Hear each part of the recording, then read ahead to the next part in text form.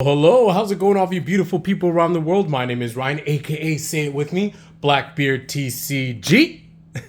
And in today's video, I'm bringing you guys my OP-04 Crocodile deck profile. Now, as per usual, I will show you guys the entire deck, and then I'll talk about what I'm playing. I'll talk about the cards that I substitute in and out depending on how I feel. This deck is kind of a toolboxy deck, so there's many different versions that you can play, and I'm going to be covering all those options in this video. Now, I have to say this in the beginning because I know some people are automatically just going to skip to the deck list and go like, why are you playing this? Why aren't you playing that? What the hell is this? Like, just watch the video. If you just want to see the deck list, I'm going to show you guys the entire deck list. If you want to know why I'm playing what I'm playing right now, watch the whole thing. And if you're wondering why certain things are in there, I'm probably going to play it, or I have played it, or I'm already currently playing it, but it's just not in this version right in front of you right now, okay? So that disclaimer is out of the way. With that being said, we've been playing Crocodile since super pre-release, and this is our peak. This is OP-04 is gear 5 for Crocodile, right? This is the best he's been, and unfortunately, it's all downhill from here. You know, as my brother in arms, a fellow blue enjoyer, Noah would say, Sakazuki power creeps Crocodile next set. You know, next set people are just, they draw, we made a video on power creep already. Go ahead and click the card in the top right. I don't need to harp on it. But Sakazuki, like, if you're playing blue, you're just going to play Sak. You're going to play blue, black, Sak over the Crocodile. But hey, it's fine. It's OP-04. Let's enjoy it while we can. Crocodile is really fun. He's really good. Like I said, it's his peak. But if you match up against yellow, you're going to have a bad time. And that's what's holding him back from being an absolute beast of a deck, because, you know, you have cards that can deal with all of the meta decks outside of yellow. So with that being said, let's go ahead and show you guys the build, and then we will get into the nitty gritty. So 2K counters. We have 4 Alvida. We have 3 Kaya, as well as 4 Dracule Mihawk. So that's going to be our 2K counter lineup. Then for one of our attackers, and board control, we have 4 copies of Ulti. And then we decide to run a Pacifista engine in our version. So we're going to go ahead and run the mandatory copies of Sentomaru. If you are running the Pacifista version, of course, you're going to be running the 4 copies of Vanilla Pacifista. And then we're opting to run 2 copies of Blocker Pacifista. No Kuma yet. We'll talk about it. In terms of our top end, we are playing 4 copies of we're playing 4 copies of Sniper King, Soak King. And then we're playing the 4 copies of my favorite card in the entire game in terms of art. And that is 9 cost Dracule Hawkeye Mihawk. We got our alt arts. Oh my god, I'm so happy. And we got them before the prices skyrocketed. I don't know why the price is going up for Dracula Mihawks, but hey, we got them. We're going to be able to play this in Queen once our Katakuris get here. Because like I said, we're switching over to Queen as soon as I get my alt art Queen leader, as soon as I get my Katakuris in the mail. We're switching over, and then we can still play this Mihawk. And guess what? We can play this Mihawk in Sakazuki, and we could go ahead and play our Katakuris in Eno. You see what I'm doing here? I'm keeping the flow. I'm getting the cards of the decks I want to play. Now, to round things out, we play 2 copies of Kaido. Now, don't watch that. We don't have an alt art for our second one yet. It's on the way. But we play 2 copies of the new 10-cost Kaido that is in this set. And now to round out the deck, we have to play the mandatory 4 copies of Miss All Sunday, because we now have access to a bunch of very powerful event cards, and this is why it's a toolbox. So we have 4 copies of Red Rock, we have 4 copies of Dragon Twister, and then to round things out, we have 3 copies of Subbles, and that is my Crocodile deck list. So there you go, timestamp right now. People just clicked on the timestamp. There's a deck list if you want to yoink it. And now let's talk about it. So right off the bat, the first thing that we need to discuss is the events, right? We talked about it being a toolbox. So the first thing you're probably wondering right off the bat is, where's 3000 Worlds? Well, 3000 Worlds I do play. In fact, I just had it in this deck a couple days ago when I was at locals, and I made a substitution. I'll probably put it back in. That's the beauty of this Crocodile deck, okay? Play what you feel is going to be the best for you at your time. If you're going to locals, if you're going to events where you know what people are playing, and say if you're going up against a considerable amount of film dope flamingos, Sobbles is going to be your best friend. Hitting Sobbles and trigger feels so damn good. But even just using it raw, especially if it's a 7-cost Luffy, sure, you could say like he could play Luffy again, and then he could play something else off the Luffy ability if you bounce it, but he's essentially using 14 Dawn for a play like that, and then that turn, if they do use that, say they played on curve, if they do it on the next turn, that's 9 Dawn. Then on your turn, when you play, you could play your Dracula Mihawk, bounce that, use your leader ability to bounce whatever they just played with the Luffy. Like, you can really just screw up their tempo with Sobbles that you wouldn't be able to do with 3000 Worlds. Now, of course, maybe there's a lot more Law, and you definitely want to try to bottom deck that 5-cost Law and all of those things. Then definitely put in your 3000 Worlds. So again, it's toolbox. You can go ahead and drop one of the Sobbles and play 3000 Worlds. And remember, you have Miss All Sunday, so Miss All Sunday could just pull it back from trash, and all of a sudden, your 3000 Worlds is 2 3000 Worlds. Maybe you drop all 3 copies of Sobbles and you play 3 copies of 3000 Worlds instead. Maybe you want to play 4 copies of 3000 Worlds. You're not as worried about the 1-cost characters, and you only want to play 3 copies of Dragon Twister. Do whatever you like, yeah. I haven't heard that song in a long time. I don't know why that came into my head. I do this all in one take, you feel me? Anyways, my point is, this is just my current event lineup. I do believe, in my opinion, at least from people I've spoken to, people that have played the deck over in Asia, have already played this format, and people that are just a lot more skilled players than I am, seems to all agree that you're probably going to be playing between 11 to 12 2K counters, depending on your build, as well as 10 to 11 events. That seems to be the right synergy in terms of the numbers. And so as long as you have 10 to 11 events, you have your Miss All Sundays, you can mix and match and play what you want. Again, depends on what the meta is going to be. We'll see what events keep turning out to be. If people aren't playing Dope Flamingo at all, I'm probably going to drop the Sobbles and up my 3000 Worlds. I might even drop this, cut out 2 of these, and then play 3000 Worlds. And just have this lineup or something like that. I don't know. I'll see. It depends on how I feel.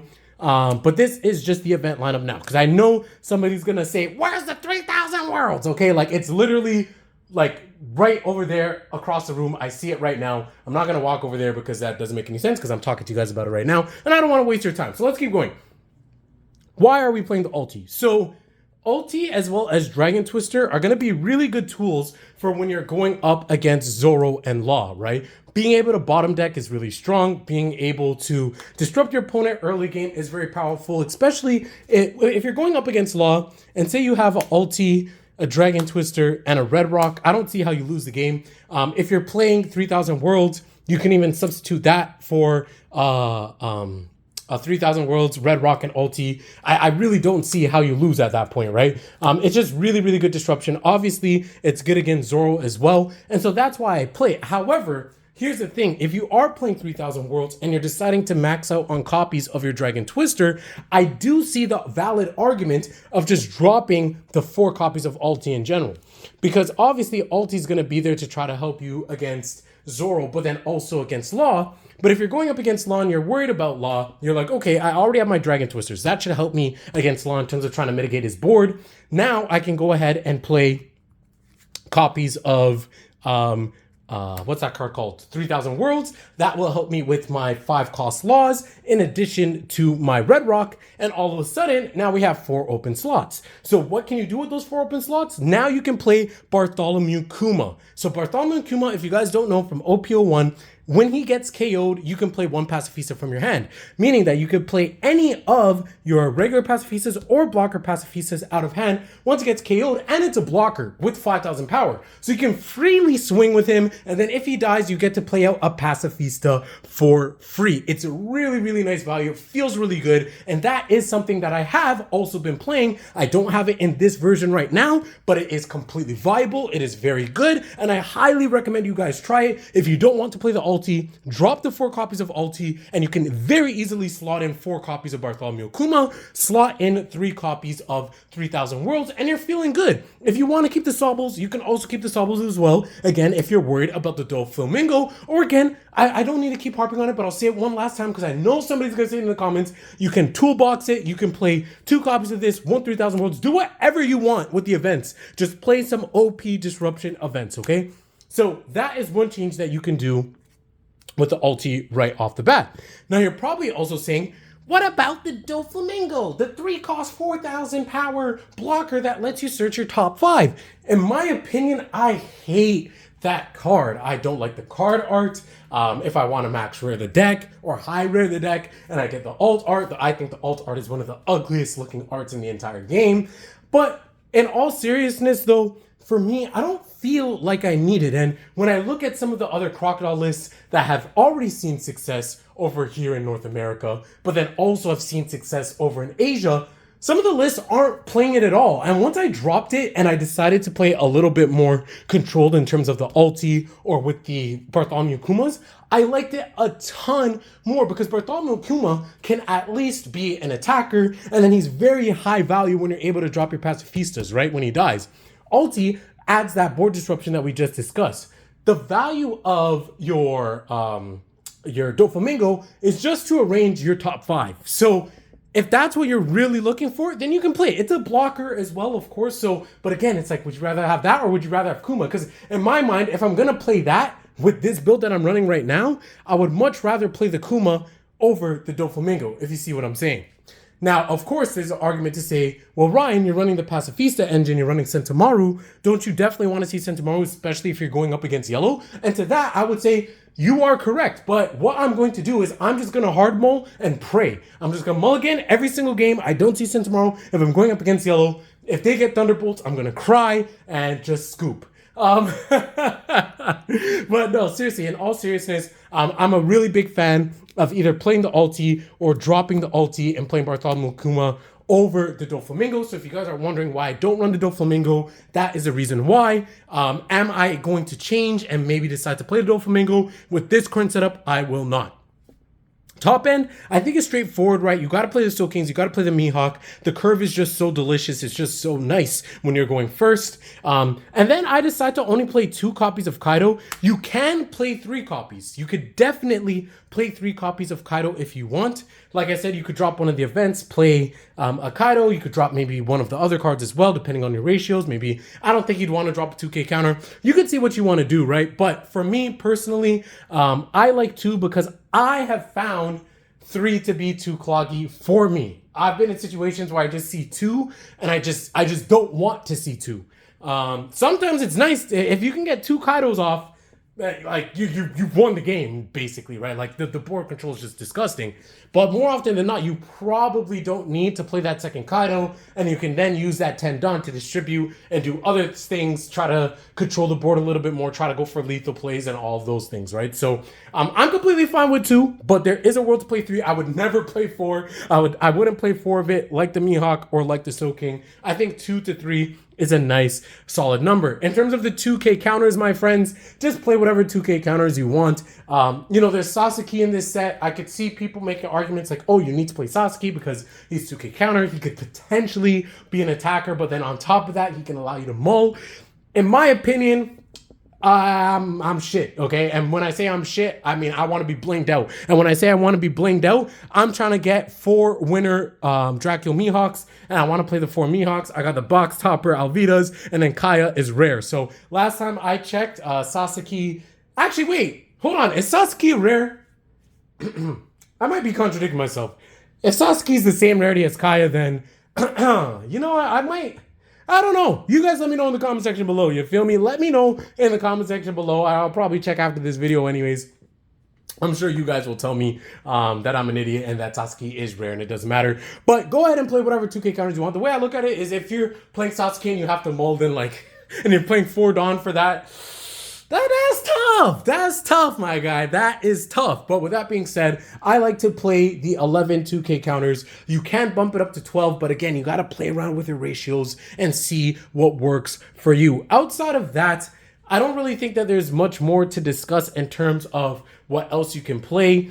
Maybe if you want to go Deathwink as an event, maybe a one-of Deathwink you can. I could see that being a thing and then potentially reusing it with Missile Sunday. But I very much rather have the disruption in this form rather than have the raw defensive power. Of course, I've seen some people playing Boa Hancock, and of course we have that new awesome alt art Boa Hancock. You could play that, but again, it's like the deck already feels so tight. If you are going to do something like that, I definitely think you drop the Pacifista engine and then you want to fit in those cards and then you still play around a core kind of like this, right? You have your top end, you have your event, you have your Missile Sunday, potentially ulti. You could decide to drop ulti as well and drop these cards and then slot in a different engine. Maybe if you want to run some Impel Down cards, right? The Ivankovs, the Luffys, Buggy, and then in addition to that, Crocodile, right? Change up the ratios to make it work. You could do something like that. There's so many different versions. You could play Animal Kingdom version, play Who's Who, right? Play Roki. So now you have a 5k vanilla, a 7k 5 cost vanilla that's searchable off Who's Who. Who's Who can also search for your Kaido. You know what I mean? It could also search for your Dragon Twister. So there's different things that you can do. And I think all of the ideas are cool and fun. And that's why Crocodile is such a sick toolbox deck for this set. I hope you guys enjoyed my Crocodile deck list. What do you guys think about my thoughts? What do you guys think about my list? About my thoughts on dropping the ultis for Kuma, playing a full Pacifista engine. Maybe some of you guys are playing an Impel Down engine. If you guys are playing Croc, let me know. What type of version are you running and what are your ratios for your events? Let me know in the comment section below. I hope this video might have helped somebody out if you are planning on playing Crocodile. Oh, also, before I end it off, let's just talk about matchups real quick. Yeah, good luck against Katakuri. Just shake their hand. You could definitely win. In that matchup, you want a hard mulligan for Sentomaru. Pray that they don't have Thunderbolts. Excuse me. And if they do, you lose. Not all the time, obviously. But the thing is, even if you do see Sentomaru, it doesn't mean you're gonna win against the category. You're still not favored. So that absolutely sucks. But that's the reality of the game. So if you go up against Yellow, that sucks. Again, we talked about Zoro, we talked about Law, being able to play things like the Twister, like the ulti. You can tech things in, like the 3000 Worlds to deal with Law. Kaido's really good against Zoro when you're able to pop that off in the late game. So that feels really good. Whitebeard is really nice because Whitebeard wants to play a lot of big bodies, whether they want to go for the Thatches of the world. Maybe they want to play Ace or any of those other cards. You do have your Sobbles to go ahead and bounce. You have your leader ability to go ahead and bounce the Speed Jills or any of those other 5-cost vanilla bodies that they want to play, right? You have your Soul King that can also bounce. And then, of course, when it comes to that 9-cost Whitebeard, you have your Red Hawk. You bottom deck that, and then you could also use your Missile Sunday to get this again, and then say goodbye to 5-cost Marco. So, you know, the top decks of the format, you can compete. You can compete, but you just have to hope you don't go up against Yellow. And with that being said now, I will catch all of you guys later. Have an amazing day. Peace.